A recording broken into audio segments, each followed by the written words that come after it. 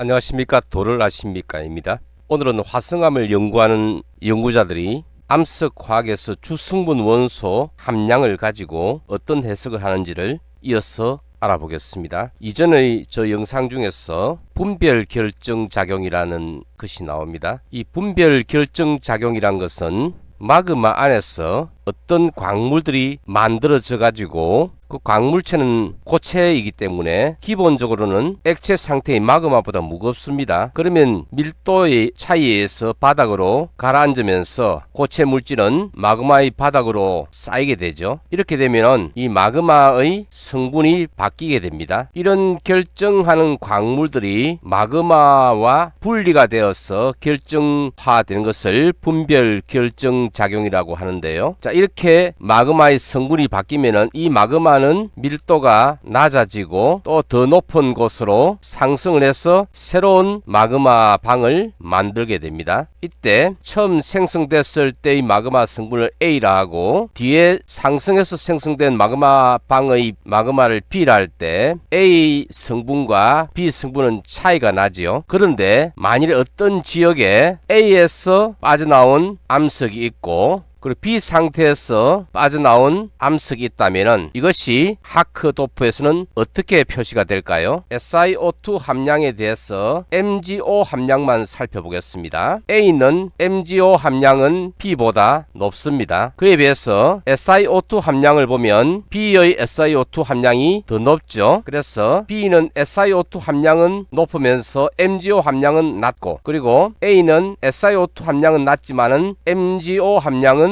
높은 이런 것이 될 거예요. 그러니까 A 상태의 마그마에서 B 상태로 변한다면은 이렇게 화학 성분이 바뀐 것이죠. 그런데 이제 마그마가 있는 데서 꼭 한 개만 이렇게 표본이 올라오는 것은 아니니까 다양한 상태, 즉 중간적인 상태에서도 암석이 올라올 수도 있겠죠. 그래서 어떤 지역에서 암석을 채집을 해가지고 그 암석들을 여러 개 분석을 해보면 만일에 원래 이 상태의 마그마에서 모두 변화되는 상태의 것들이 계속 나왔다면, 즉 다시 말해서 마그마로서의 기원이 같다면은 여러 가지 암석을 표본 채집해서 여기에 찍어보면 A와 B 상태의 즉 중간 단계의 이런 점들이 많이 나타날 것입니다. 그래서 어떤 암석 화학 성분을 도시했을 때 MgO와 SiO2 밖에 하지 않았는데요. 만일에 SiO2에 대해서 FeO를 한다든지 해도 어떤 FeO 데이터가 이렇게 연속적이다, 또는 CaO를 해보니까 여기서부터 이런 식으로 연속적이더라, 이렇게 모든 데이터가 연속적이 나온다는 것은 여기 나오는 이 암석 표본들이 모두 동일 기원의 마그마에서부터 비롯되었다라는 것을 추론해 볼 수 있다는 것입니다. 만일에 이런 것들이 상당히 분산되어서 나타난다면은, 즉 MgO의 함량이 이렇게 돼야 되는데 이 선상에 있지 않고 이렇게 선상과는 구분되게 막 퍼져 가지고 있다면은 뭔가 동일 기온의 마그마였다면은 다른 무엇인가가 영향이 보태어졌다는 걸 생각할 수 있고, 그렇지 않고 또 한편 기원이 다른 여러 가지가 이렇게 한꺼번에 한 곳에서 나타난다고 해석을 할 수도 있겠죠. 그래서 이런 하크 도표를 그려보면 도대체 이 암석을 생성시킨 마그마 외에도 어떤 과정들, 이런 과정이 어땠을 것인가에 대해서 여러 가지 상황을 살펴볼 수 있게 됩니다. 그래서 하크 도표를 여러 개를 그려보는데요. 한쪽 축, 즉 X축은 주로 SiO2를 가지고 그림을 그립니다. 주성분 산화물이 여러 가지죠. MgO도 있고 FeO도 있고 Al2O3, 단순하게 한 3개만 살펴볼까요? 만일에 마그마 속에서 감람석이라는 광물이 분별 결정으로 또는 분별 정출로 만들어져 가지고 마그마 속에서 바닥으로 이렇게 가라앉았다면은 이 감람석의 화학 성분은 MgO하고 FeO하고 SiO2의 함량이 포함된 겁니다. 즉 감람석의 결정 한계가 만들어져 가지고 바닥에 가라앉으면 이런 성분이 빠져나간다는 것이죠. 자, 그래서 계속해서 감람석이 빠져나가 버리면 이런 성분이 계속해서 빠져나간다는 것이니까 이 변화가 어떻게 되는지를 한번 살펴보겠습니다. 자, SiO2 함량은 기본적으로 상당히 제일 많은 양이잖아요. 근데 MgO하고 FeO의 함량은 보면 원래부터 좀 양이 적어요. 적은 데서 빠져나가는 약간의 빠져나감과 많은 데서 약간의 빠져나감, 이 차이는 전체 비율로 보면 이것이 빠져나가는 거에 비해서 이거는 덜 빠져나가니까 결론적으로 SiO2 함량은 계속 증가를 하게 되고 MgO, Fe 함량은 감소를 하게 됩니다. 감남석이 분배를 결정하면. 그러면 SiO2가 이렇게 증가하는 방향으로 봤을 때 MgO 함량은 이 상태에서 점점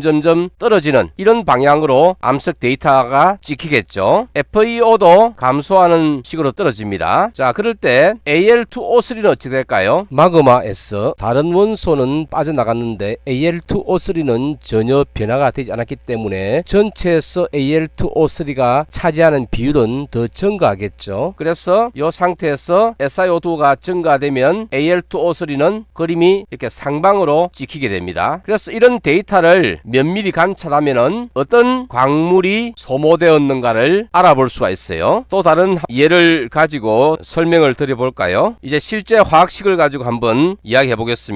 이 자료는 그냥 가상의 자료입니다. 이 상태에서 만일에 MgO하고 Fe가 즉 감남석의 결정화 작용으로서 바닥으로 가라앉으면서 소모되어 버렸다면은 SiO2의 양도 약간 줄어들겠죠. 그 양은 실제 계산해 봐야 알겠지만 1 정도가 줄어든다 봐가지고 48 정도가 됐다 봅시다. 그럼 감남석만 줄어들 때는 Al2O3는 함량 변화가 없으니까 그대로 7.6 되겠죠. MgO는 4.5에서 3.5, FeO는 4.2, 나머지는 그대로겠습니다. 이렇게 해서 이것을 다시 백에 대해서 재계산을 하면은 이것이 빠져나간 효과 때문에 이 양은 약간 증가가 합니다. 아니면 그대로든지 49.5나 한 50 정도가 되겠죠. 이것은 18 정도, 이거는 줄어든 만큼 있을 것이고, 그런 식으로 해가지고 계속해서 MgO, Fe하고 SiO2가 없어진다면 그 다음 단계는 이런 식으로 소모되는 양은 줄어들지만은 다른 원소의 함량은 증가를 하게 될 것입니다. 이것은 감남석만 없어질 경우를 이야기합니다. 그래서 앞에 이야기했던 하크 변화도 같은 양상이 나오겠죠. 이런 식으로 마그마 상태에서 어떤 성분이 빠져나가느냐 혹은 어떤 성분이 또 들어오느냐에 따라 가지고 화학 성분 변화가 생기고 그것이 하크 그림에 나타나게 됩니다. 그러면 이 마그마 속에서 만일에 사장석이라는 광물이 정출이 된다고 생각을 해봅시다. 사장석은 성분이 Na2O, K2O, CaO, SiO2, Al2O3 이것이 복합적으로 섞여 있는 광물입니다. 그러면 영향을 주는 원소가 다 이것들이겠죠. 특히 사장석의 정출에서 영향을 많이 끼치는 것이 Al2O3입니다. 그러면 SiO2의 함량이 증가될수록 같은 마그마에서 변화된 마그마, 여기서 나온 암석, 여기서 나온 암석, 여기서 나온 암석이 모두 있다면은 이 암석 데이터를 모아가지고 그래프를 그리면 어떤 모양이 되겠는가? Al2O3 함량이 점점 줄어들겠죠. 그래서 Al2O3 함량이 줄어들지 않는 만일에 초기에 감남석이 정출이 되다가 그 다음 단계로 사장석이 정출되는 그런 환경이라면 Al2O3 관계에서 보면 Al2O3가 증가하다가 사장석이 정출되는 과정부터는 Al2O3 함량이 이렇게 쭉 떨어질 겁니다. 그리고 이때 SiO2에 대한 MgO 함량을 관찰해보면 사장석이 정출되기 전까지는 감남석이 정출되기 때문에 급격히 MgO가 떨어지다가 사장석이 정출될 단계에서는 사장석 내에는 MgO 함량이 아예 없죠. 그래서 약간 MgO 함량이 완화되는 이런 식으로 하크 변화도를 살펴보면 마그마 내에서의 성분 변화를 알아낼 수가 있는 것입니다. 오늘은 주성분 원소에 기반한 하크 도표의 기본 원리에 대해서 알아보았는데요. 그 자세한 해석에 대한 것은 다음 영상으로 만나 뵙겠습니다.